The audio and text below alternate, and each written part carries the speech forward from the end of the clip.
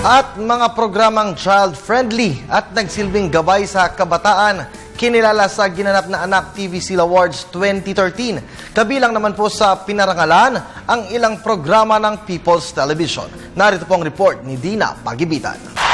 Kinilala ang mga natatanging programa at personalidad sa telebisyon na nagpapakita ng child-safe programs at nagsisilbing ehemplo o gabay sa mga Pilipino sa ginanap na Anak TV Awards 2013. Dumalo bilang guest speaker si dating MTRCB chairman at ngayon ay Senator Grace Poe.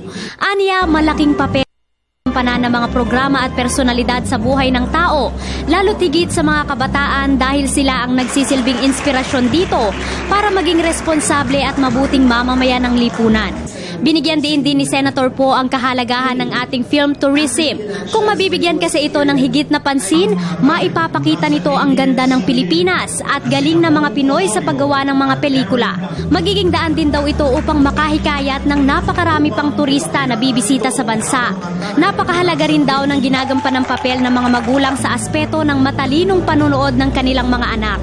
Kaya naman dapat raw na may tamang kaalaman ang mga magulang sa mga tamang panoorin. Dapat inaalam natin kung ano ang mga dinadownload ng mga anak natin. It used to be that as a parent, all you have to do was monitor whether the movie or television show your child is watching is age appropriate. Today, in the age of the internet, most parents are really quite at a loss on how to protect their children. So perhaps it is time, if I may suggest, for Anak TV to branch out and establish Anak Online. It would be nice to have Anak TV to expand its advocacy to include them. Samantala, kabilang sa mga pinarangalan ang ilan sa programa ng People's Television Network, gaya ng 5th ASEAN Quiz, Buhay Pinoy, Oras ng Himala, Panahon TV, Power to Unite, Pulsong Pinoy, Science and Wonders, The Doctor is In at The World Exposed. Lubos naman ang pasasalamat ng PTV Network sa natatanging pagkilala at nangakong patuloy na magbibigay ng mga dekalidad na programa, lalo na ang mga programang child-friendly.